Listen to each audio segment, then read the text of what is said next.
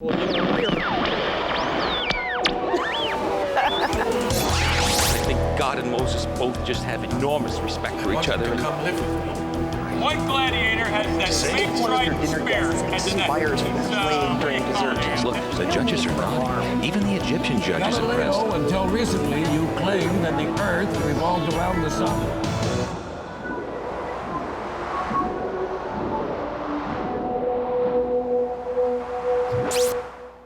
Welcome to History Bites. I'm Rick Green. When you were a kid, did you ever tell people you saw something that wasn't really there, like a ghost or an imaginary friend? And to your disappointment, no one believed you, except maybe your little brother. Well, back in 1692, in a suburb of the town of Salem, Massachusetts, a few young girls saw some things that the adults didn't see, and the grown-ups said, "Whoa, really? Oh my God, finally someone is able to see and identify the devilish causes of all of our worldly problems." Of course, for some people, it wasn't such great news, because when these teenage girls called you a witch, they weren't dissing you, they were dooming you. So let's go back to the Salem witch trials, where the accusations are flying faster than a coven of witches, and there's a mysterious, all-knowing, all-seeing, evil presence in the courtroom. Television. Real sinners, real Satan, real puritanical punishment. Judge Judy. The Puritan plaintiffs, Ann Putnam and Abigail Williams, are accusing Sarah Good of Salem Village of witchcraft. They say they are bewitched, bothered, and bewildered, and not in a good way. The defendant, Sarah Good, is denying the charges, claiming she has never practiced witchcraft or even attended a Cosmos cotillion. Okay. Now you two girls say you were bewitched by the defendant. Yes, Your Honor. And it's by that witch over there. Hold on. What exactly did she do to you? She made a pact with the devil to torment us by giving us fits of agony and, like, crazy talk. That is so not true. I have never even met Satan. She's even on a first-name basis? These girls are part of a conspiracy against me. Hold on. I am being framed by a bunch of babbling teenage girls. Did somebody tell you to speak? No, but... Do you have a gavel in your hand? No, ma'am. I just... Call me Your Honor. No, Your Honor. I'm... That's enough. When I say you can speak, you can speak. Then you can present your lies. Until then... No, you're finished. You're finished. Now, as for you girls, I don't know what you've heard about in other witch trials, but you can't just go making wild accusations that someone you don't like is a witch. In this courtroom, we make decisions based on a little something called evidence. You understand? Yes. Yes, Your Honor. Yes, Your Honor. In a case involving supernatural powers, we rely on something called spectral evidence, which is defined as evidence indicating invisible specters have launched satanic attacks on the victims. Now, good wife, good. Would you like to present your evidence, your spectral evidence, that you are not a witch? I got some... I'm not interested in your papers, good wife, good. We need hard evidence here. Now, do you have any spectral evidence? Or not? I'll take that as a no. Okay, how about you two? Yes, we do, Your Honor. Like, stop, you evil specter who looks like Sarah Good. This is ridiculous. Shit. You had your chance. One second. Okay, good wife, good. If you're gonna make a mockery of this courtroom by using your magic on these girls, I'm gonna end this right here. Fine for the plaintiff. Defendant will be hanged. Dead witch walking. Come on. And now a few minutes with Andy Rooney. I know everyone's all cut up in these Salem witch trials, but I can't quite get into it. It's not the trials. I like trials. If someone's accused of adultery, I'll bring the needle, the thread, and the red letter A. No, it's not the trial, it's the witchcraft. They always accuse people who are witches of kissing the devil's bum and consorting in the altogether with goat men. But I don't know why anyone would do that. It doesn't make sense. What's the fun in bussing Beelzebub's butt? Who'd want to pucker up for the devil's derriere? What would it benefit anyone to canoodle Mephistopheles' buns?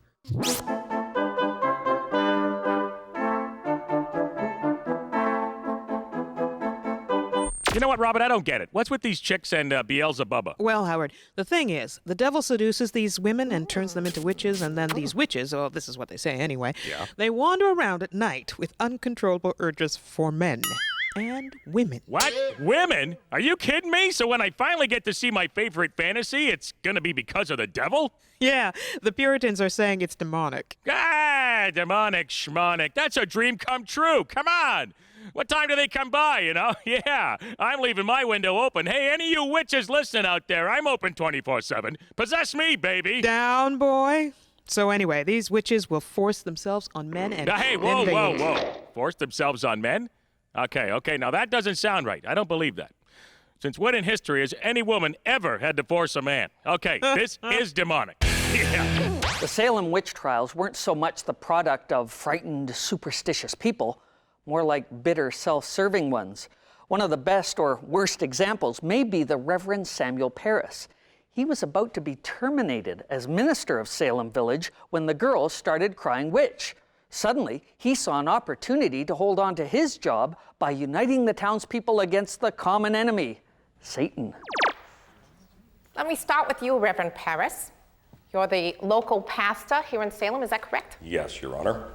And you say your slave is a witch? Yes, she has used witchcraft on these two girls, Ann Putnam and my niece, Abigail Williams. Hold on. Aren't you the same two girls from the first trial? Yes, Your Honor. I understand there was some spectral evidence as well. Can we see it now?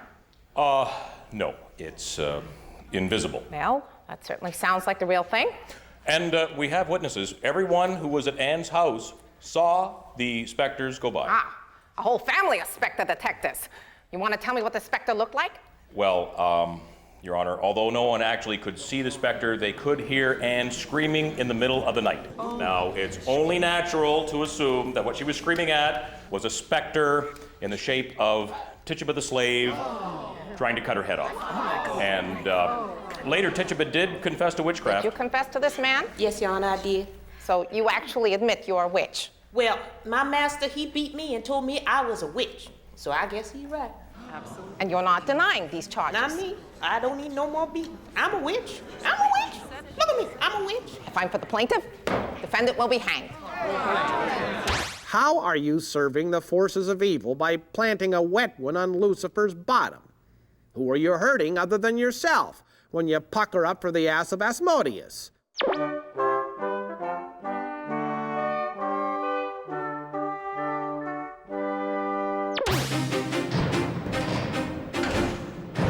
Our ongoing coverage of the witchcraft trial of the century. Today, more revelations, accusations, and sensations. We'll be extending our coverage to discuss every moment. The slave Tituba, who's owned by the Parris family, has allocuted to the witching crime she's been accused of. She's also agreed to testify that Goodwife's Good and Osborne were the witches who ordered the attempted hit. In return for her testimony, she'll become part of the state's witness relocation program and be relocated into jail. Not by the tons of gunpowder the Turks stored in the ancient temple. And finally, a correction to our story on the special witch court in Salem. Last night we reported that if a woman who confessed to witchcraft contradicted herself, she would be set free. In actual fact, if a witch contradicts or corrects herself during her confession, guilt is certain. NBC apologizes for the correction. No, not the correction. NBC apologizes for the mistake and offers this What in hell would be the reason for Frenching Moloch's butt? Why smack Satan's seat? Why put your cake hole near the devil's... Well, I was just fine. You couldn't even smell the hair burning. Now, here in our audience tonight, all the way from Salem, Massachusetts, several members of the Witches Relocation Program. Where are you? There you are. Get him! When we return, Judge Judy puts a man between a rock and a hard place. Literally.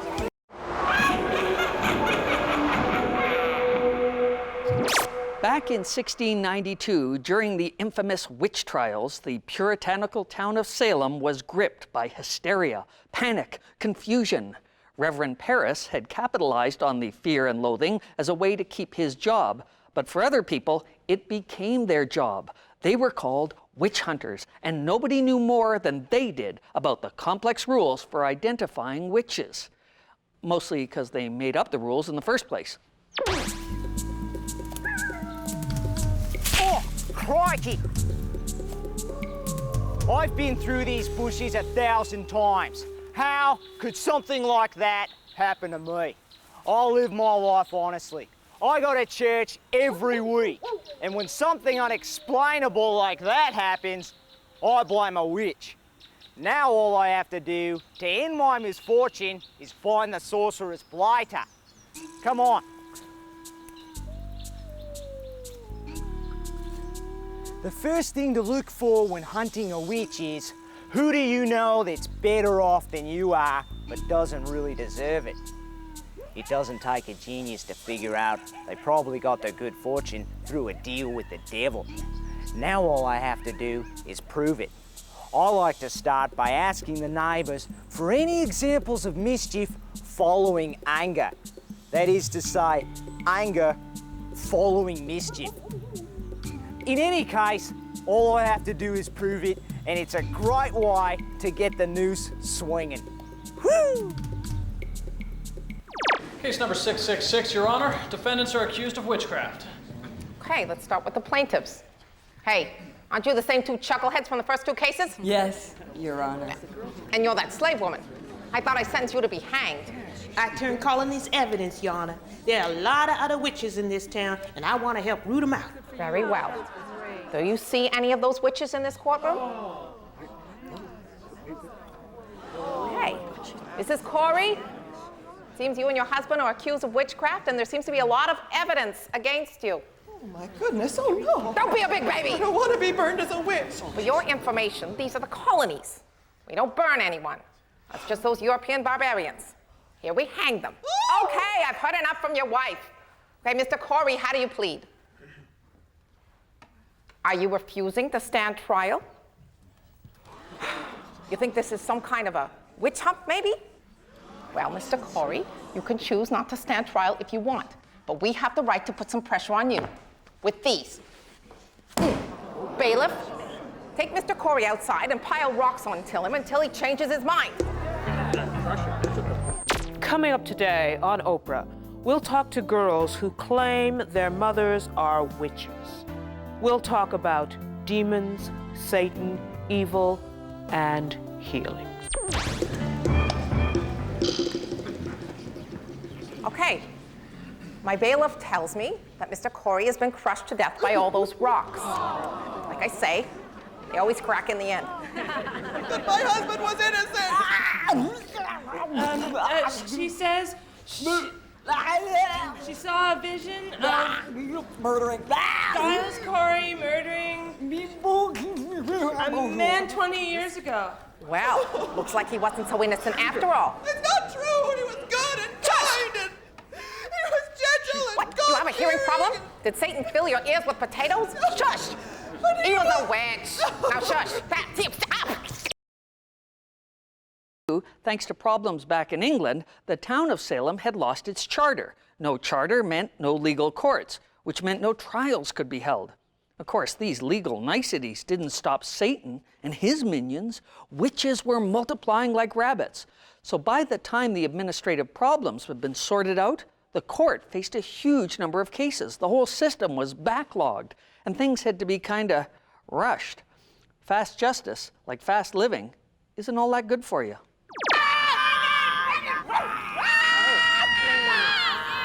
Okay, I'm sorry, girls, but I'm going to need a lot more evidence than that to convict a man to death.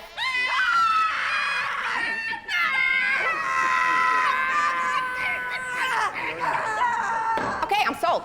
Hang the witch.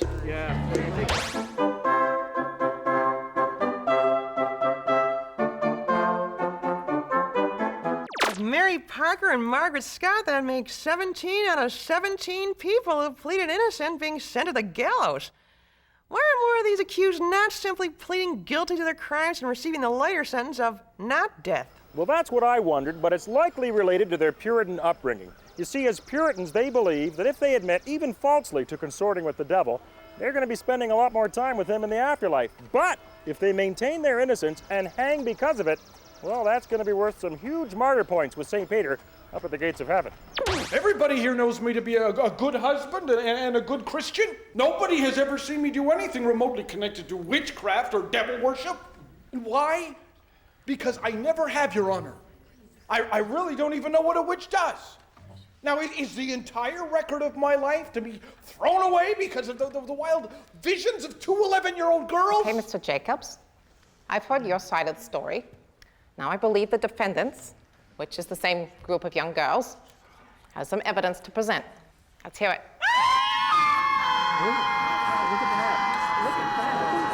Okay, that's enough.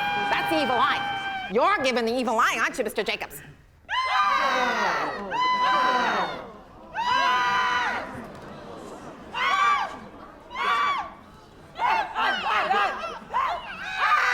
I had my eyes closed that time. That's not fair. It's a trick of the devil. Okay. Under New Hampshire law, the proper way to settle this is with a touch test. Mr. Jacobs, extend your hand, and we'll see if your witch's venom is sucked back from these girls into your hand. If the venom is sucked back, Judy will know Mr. Jacobs is in league with Satan.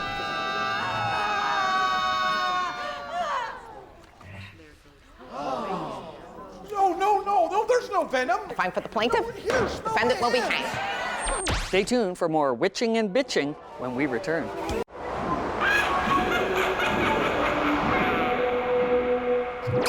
If you were accused of witchcraft in 1692, age was no defense. There was no Young Offenders Act for Satanism.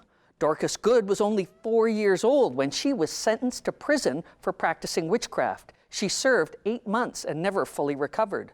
Rebecca Nurse was a saintly 70-year-old when she was accused. Apparently, witchcraft was a profession you could enter whether you were old or young, even if you had no training. No wonder so many people were witches. And you have some examples of this witchy woman behavior? Yes, Your Honor. First of all, Mrs. Nurse screamed at a neighbor of mine for letting his hogs run through her flax garden, and only a few weeks later, he was dead. He was an old man. But he never used to be. Just in the last, 10 years since she moved in. And that's not the only example of mischief following anger. At a pie baking contest 2 years ago, I told her her pie tasted like rabbit dung. How do you know what it tastes like? That's enough out of you. You'll get your chance to confess in a minute. You see, Your Honor, she got very angry, just like that. And the very next year, my wig maker, who I'd been going to for years, developed a weird rash and moved to Virginia. Now look at me. Bedhead. Permanent bedhead. God help you. After questioning the neighbors of a suspected witch, we'll start looking for her familiars. These are personal demons, usually in animal form, who serve the witch. Are you now, or have you ever been, associated with the devil and/or black magic? Yes, you. I'm talking to you. So, what's the weather like these days? In hell? Oh, so you want to play it that way, do you? Sometimes these hell spawns need a little convincing. I better keep my distance from this satanic swamp thing. One little flip of that Beelzebubian tongue of his, and I could be sucked down into the underworld like that. So, feel like talking yet, Beastie? Huh? Do ya? Oh, crikey! He's got me! All right. Now you folks are in from Andover. Yep, that's right, Your Honor. We were having a witch problem of our own, and we heard about these visionary girls here in Salem Village, and we thought, great, we'll borrow one of these girls to see if she can help root out our witches. We knew we didn't have a lot of time with her, so we arranged for a touch test for the people we suspected were witches. So we lined the suspected witches alongside some of our most upstanding citizens to make the test fair. Then we had Ann Putnam do her thing. She took care of you. Oh, she took care of us all right. Yeah. She said that we were the witches. We were in the lineup as decoys. Is this what happened? Hey, I call them as I spectrally see them, Your Honor. Okay. Then you two witches have a choice now. You can plead guilty and admit your crimes, or you can plead innocent and be hanged. Oh, Your Honor, I don't think you get it. We were only in the test. What's your plea? Let's Let's go. No, Lisa, look at. The thing is, the fact that No, she no, no, chose no, no, us no, no, proves no. that they were. No, listen to me. I want a plea from you. Guilty or hang me. What's it gonna be? Guilty? Guilty.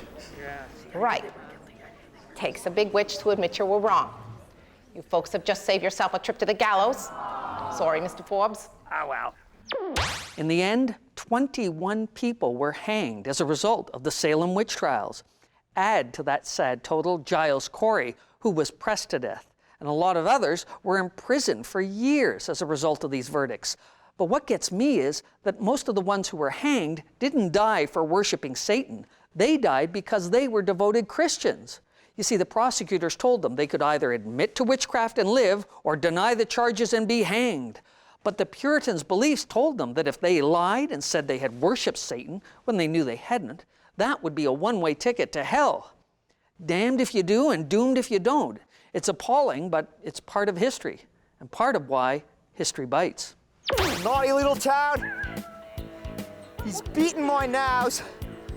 And right now, that Beelzebubian tongue that I was talking about earlier is going right up there. He probably thinks he's getting some lunch, but I don't want to be the one to be feeding him.